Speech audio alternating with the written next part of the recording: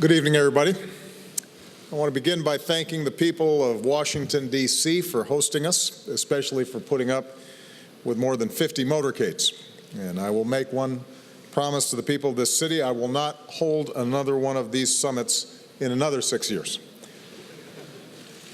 I want to thank everyone who participated in our meetings, more than 50 leaders from every region of the world and key international organizations. As at our previous summits, we didn't just come here to talk, but we came here to act.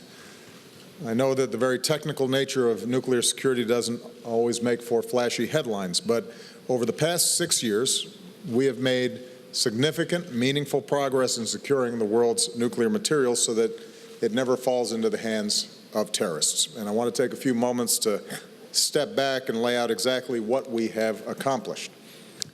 Together, we have removed the world's most deadly materials from nuclear facilities around the world.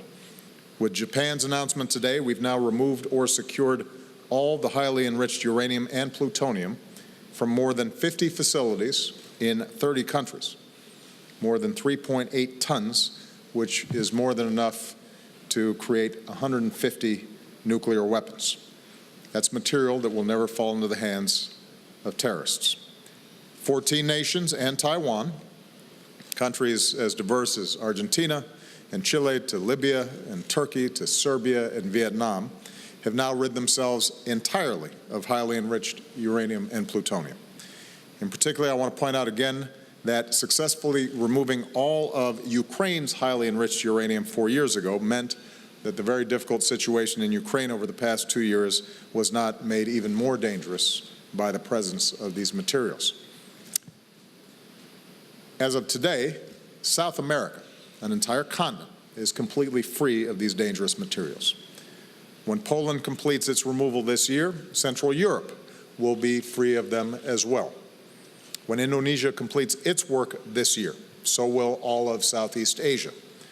In other words, as terrorists and criminal gangs and arms merchants look around for deadly ingredients for a nuclear device, vast regions of the world are now off limits, and that is a remarkable achievement. We've made important progress in the United States as well. In addition to new steps I announced this morning, we've improved nuclear security and training. We've consolidated nuclear materials at fewer facilities, eliminated some 138 tons of our surplus highly enriched uranium, which would be enough for 5,500 nuclear weapons. Working with Russia, we're on track to eliminate enough Russian highly enriched uranium for about 20,000 nuclear weapons, which we are converting to electricity here in the United States. More specifically, as a result of these summits, every single one of the more than 50 nations represented here have taken concrete steps to enhance security at their nuclear facilities and storage sites, and that includes improved physical security, stronger regulations, abiding by international guidelines, greater transparency, and that includes international peer reviews. 15 new centers have been created around the world to promote nuclear security technologies and training to share best practices. And as part of our work today, we agreed to keep strengthening our nuclear facilities' defenses against cyber attacks. We've bolstered international efforts to disrupt nuclear smuggling.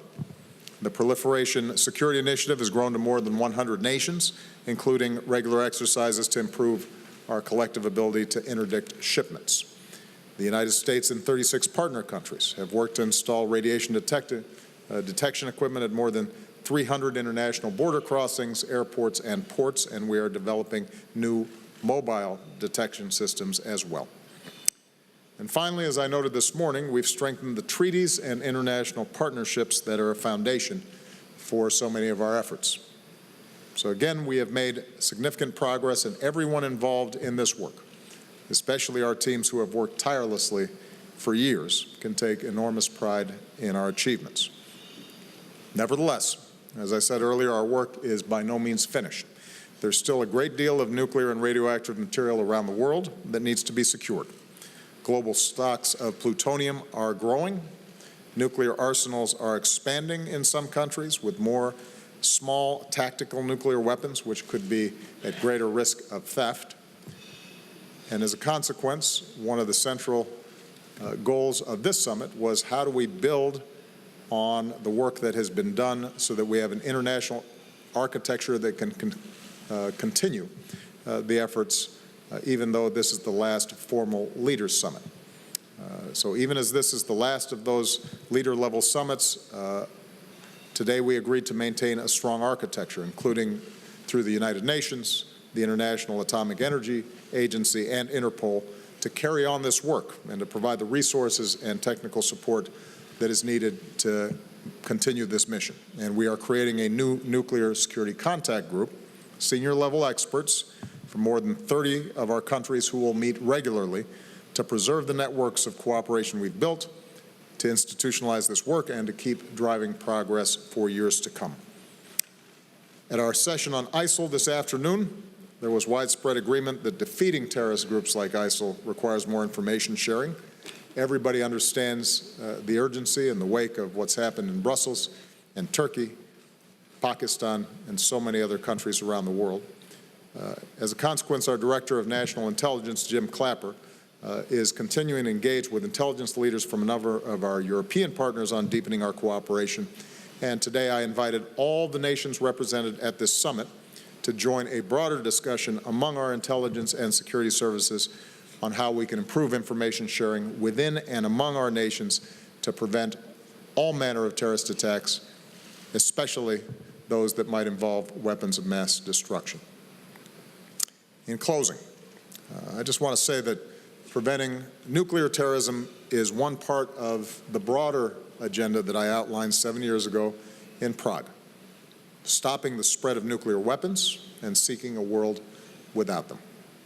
In recent days, there's been no shortage of analysis on whether we've achieved our vision, and I'm the first to acknowledge the great deal of work that remains, from negotiating further reductions with Russia to dealing with North Korea's nuclear program. As I indicated in Prague, realizing our vision will not happen quickly, and it perhaps will not happen in my lifetime. But we've begun. The United States and Russian nuclear arsenals are on track to be the lowest that they have been in 6 decades. I've reduced the number and role of nuclear weapons in our nuclear security strategy. In a historic deal, we've prevented the spread of nuclear weapons to Iran. An international fuel bank is being built to promote civil nuclear cooperation. So I'm extremely proud of our record across the board, and we're going to keep pushing forward wherever we can, as I hope future administrations do, to bring us closer to the day when these nuclear dangers no longer hang over the heads of our children and our grandchildren. With that, let me take a few questions, and I'm going to start with Roberta Rampton of Reuters. Thank you. I want to ask about Iran. And 3 weeks ago, Iran's supreme leader complained that his country has not been getting actual business deals since the nuclear agreement. And non-U.S. companies are saying that it's very hard or sometimes impossible to do much business with Iran without, at some point, accessing the U.S. financial system to do U.S. dollar-denominated transactions. So my question is, are you considering allowing such transactions? And if so, is that not a betrayal of your assurances that most U.S. sanctions would stay in place? That's not actually the approach that we're taking. Let me say broadly that so long as Iran is carrying out its end of the bargain, we think it's important for the world community to carry out our end of the bargain. They have, in fact, based on the presentations that were made by the IAEA this morning to the P5+1, have in fact followed the implementation steps that were laid out. And as a consequence, sanctions related to their nuclear program have been brought down. Part of the challenge that they face is that companies haven't been doing business there for a long time, and they need to get comfortable with the prospects of this deal holding. One of the things that Secretary Liu and his counterparts within the P5+1 and elsewhere are going to be doing is providing clarity to businesses about what transactions are in fact allowed. And it's going to take time over the next several months for companies and their legal departments to feel confident that in fact there may not be risks of liability if they do business with Iran. And so some of the concerns that Iran has expressed, we are going to work with them to address. It is not necessary that we take the approach of them going through dollar-denominated transactions. It is possible for them to work through European financial institutions as well. But there is going to need to be continued clarification provided to businesses in order for deal flows to begin. Now, what I would say is also important is Iran's own behavior in generating confidence that Iran's a safe place to do business.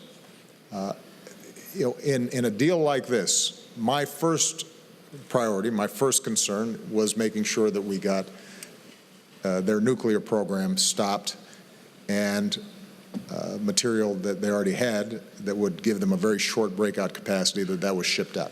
That has happened.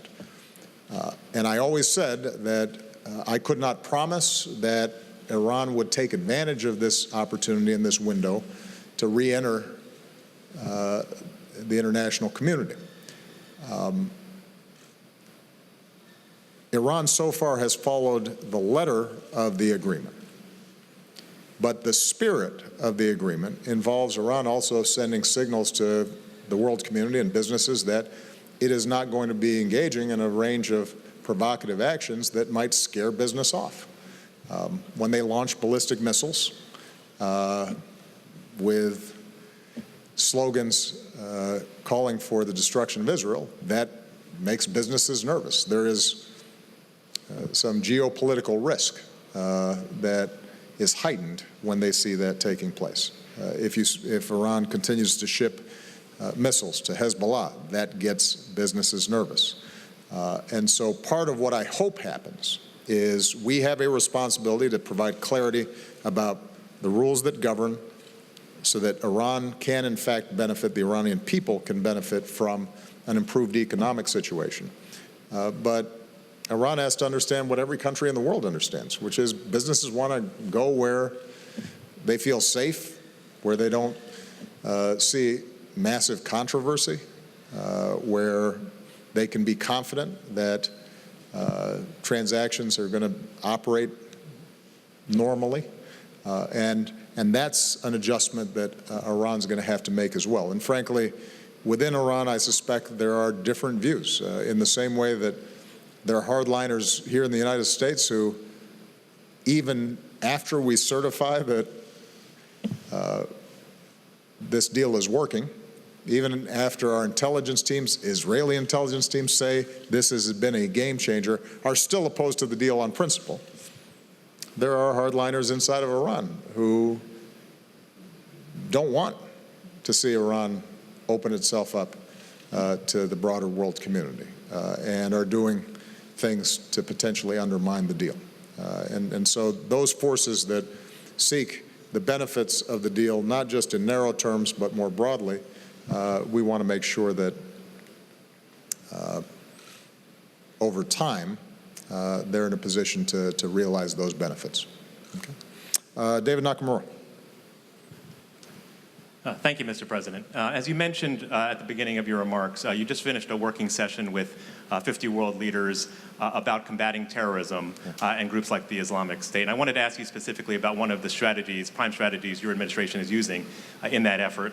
In the past several weeks, your administration has killed well over 200 people in airstrikes in Somalia, Libya, and Yemen, according to the Department of Defense. How can you be certain that all of the people killed pose an imminent threat to the United States? And why is the United States now killing scores of people at a time rather than eliminating individuals in very targeted strikes? Mm-hmm. Thank you.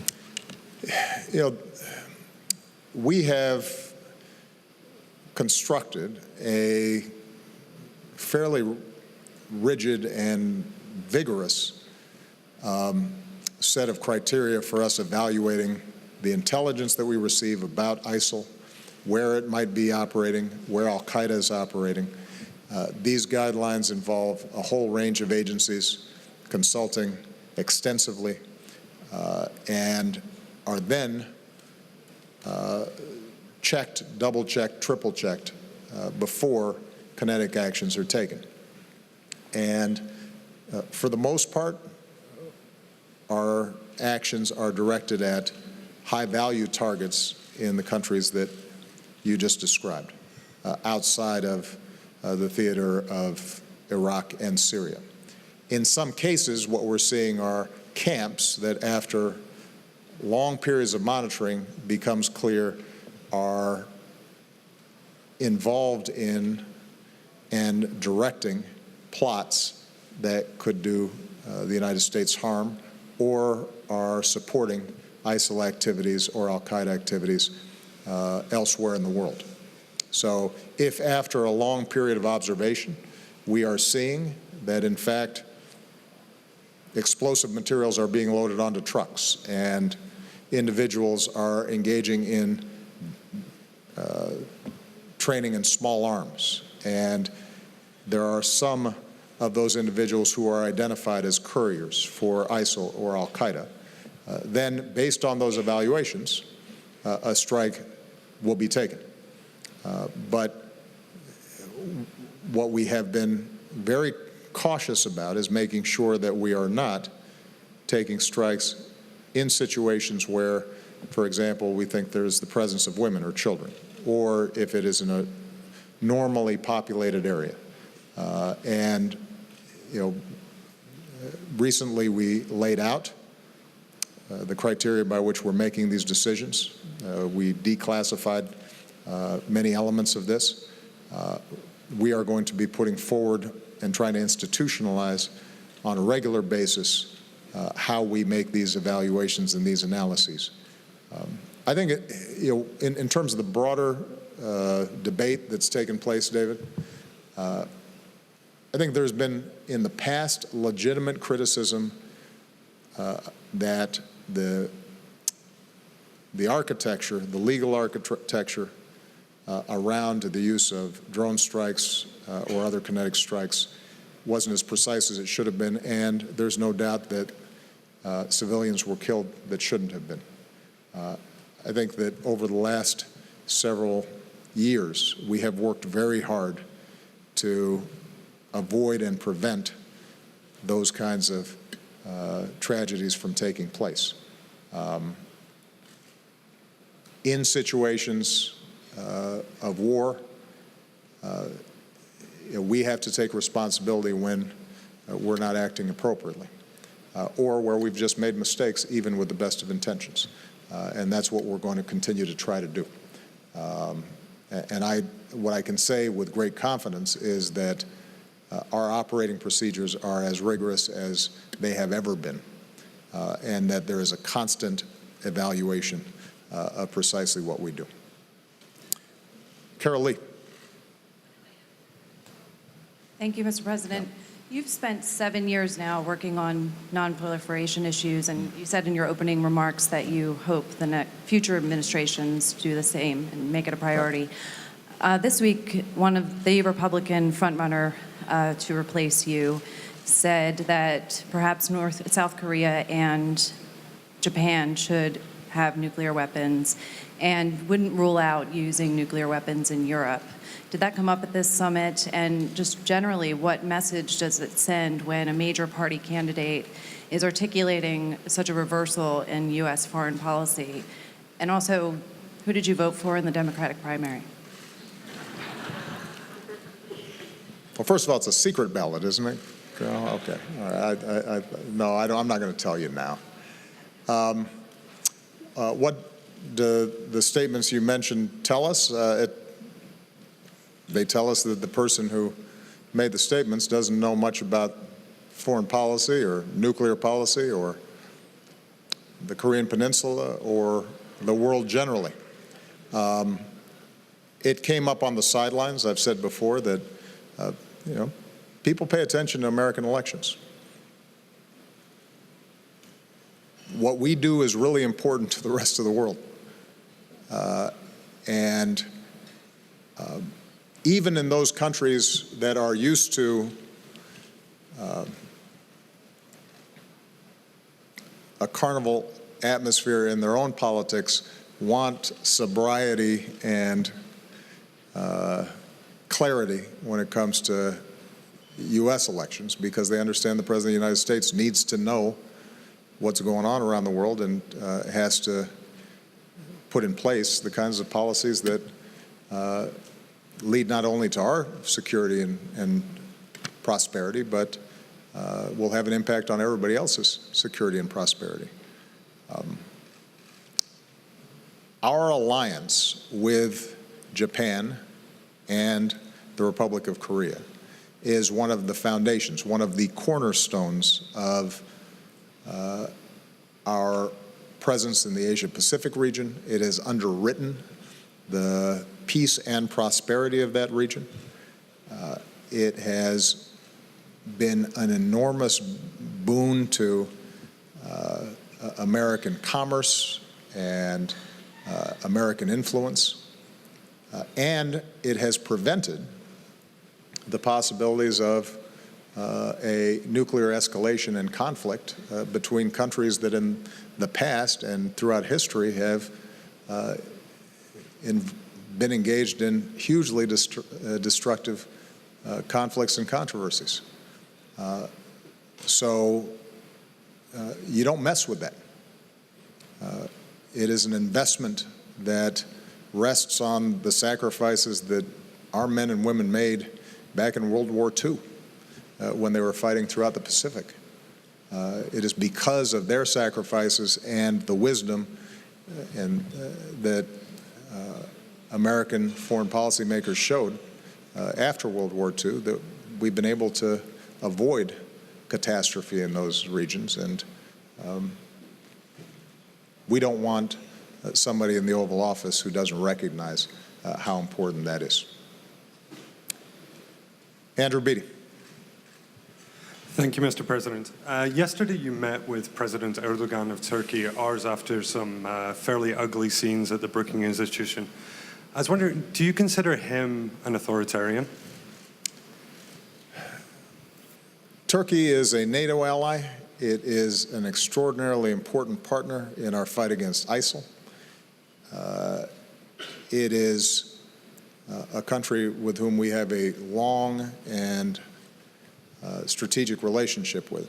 And President Erdogan is someone who I've dealt with since I came into office. And in a whole range of areas, we've had a productive partnership.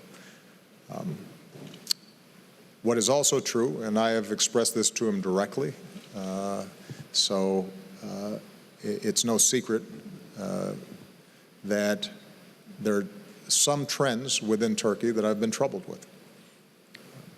I am a strong believer in freedom of the press. I'm a strong believer in freedom of religion. I am a strong believer in rule of law and democracy. And there is no doubt that President Erdogan has repeatedly been elected through a democratic process. But I think the approach that they've been taking towards the press is one that could lead Turkey down a path that would be very troubling. And we are going to continue to advise them and I've said to President Erdogan, remind him that he came into office with a promise of democracy, and Turkey has historically been a country in which deep Islamic faith has lived side by side with modernity and an increasing openness, and that's the legacy that he should pursue, rather than a strategy that involves repression of information and shutting down democratic debate. Having said that, I want to emphasize the degree to which their cooperation has been critical on a whole range of international and regional issues, and will continue to be. And so, as is true with a lot of our friends and partners, we work with them, we cooperate with them, we are appreciative of their efforts, and there are going to be some differences. And where there are differences, we will we will say so. And that's what I've tried to do here. I'll take one last question. This young lady right there. Thank you, President. Mr. President, what do you think? How Where are you from, by the way? I am from Azerbaijan. Oh, okay. How can Azerbaijan support in nuclear security issue? Well, Azerbaijan, like many countries that participated, have already taken a number of steps, and each country has put forward a national action plan. There are some countries that had stockpiles of highly enriched uranium that they agreed to get rid of. There are other countries that have civilian nuclear facilities, but don't necessarily have the best security practices, and so they have adopted better security practices.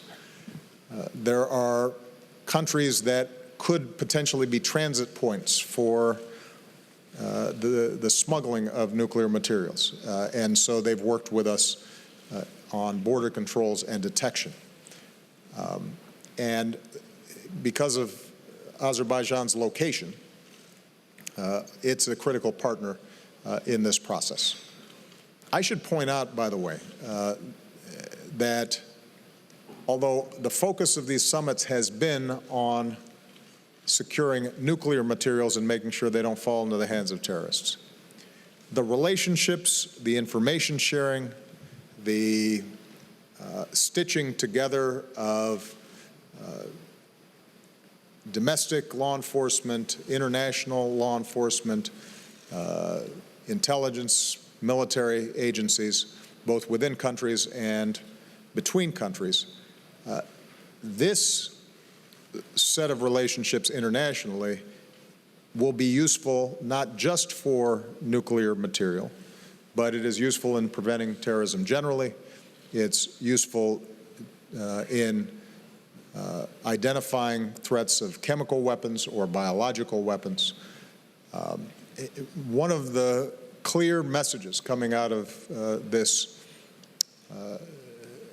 summit and our experiences over the last 7 years is an increasing awareness that some of the most important threats that we face are transnational threats. And so we are slowly developing a web of relationships around the world that allow us to match and keep up with the transnational organizations that all too often are involved in terrorist activity, criminal activity, human trafficking, a whole range of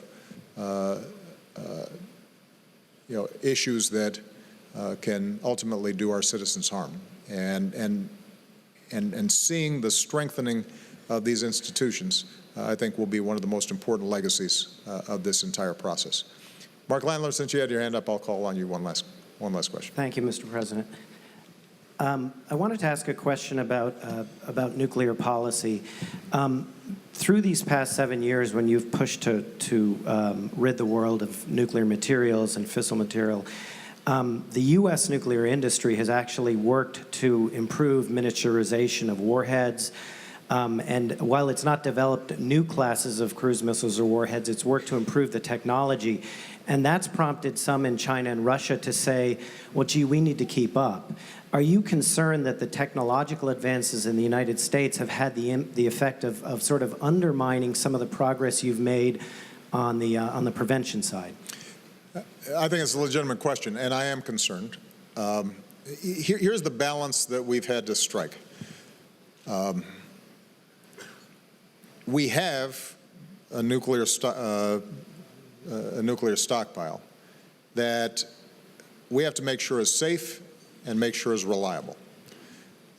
And after the START treaty, the START II treaty that we entered into with Russia, we have brought down significantly the number of weapons that are active. But we also have to make sure that they're up to date, that their command and control systems that might have been developed a while ago are up to snuff, given all the technology that has changed since that time. and we have to make sure that our deterrence continues to work. And so even as we've brought down the number of weapons that we have, I've wanted to make sure that what we do retain functions, that it is not subject to a cyber intrusion, that there's sufficient confidence in the system that we don't create destabilizing activity. My preference would be to bring down further our nuclear arsenal. And after we completed START 2, I approached the Russians, our team approached the Russians in terms of looking at a next phase for arms reductions. Because Mr. Putin came into power or returned to his office as president, and because of the vision that he's been pursuing of emphasizing military might over development inside of Russia and diversifying the economy, we have not seen the kind of progress that I would have hoped for with Russia. The good news is that the possibilities of progress remain. We are abiding by START 2. We're seeing implementation. And although we are not likely to see further reductions during my presidency, my hope is that we have built the mechanisms and systems of verification and so forth that will allow us to continue to reduce them in the future. We do have to guard against, in the interim, ramping up new and more deadly and more effective systems that end up leading to a whole new escalation of the arms race. And in our modernization plan, I've tried to strike the proper balance, making sure that the triad and our systems work properly, that they're effective, but also to make sure that we are leaving the door open to further reductions in the future. But one of the challenges that we're going to have here is that it is very difficult to see huge reductions in our nuclear arsenal unless the United States and Russia, as the two largest possessors of nuclear weapons, are prepared to lead the way. The other area where I think we need to see progress is Pakistan and India, that subcontinent, making sure that as they develop military doctrines, that they are not continually moving in the wrong direction. And we have to take a look at the Korean Peninsula because the DPRK, North Korea, is in a whole different category and poses the most immediate set of concerns for all of us, one that we are working internationally to focus on, and that's one of the reasons why we had the trilateral meeting with Japan and Korea, and it was a major topic of discussion with President Xi as well. Okay. Thank you very much, everybody. Have a good weekend.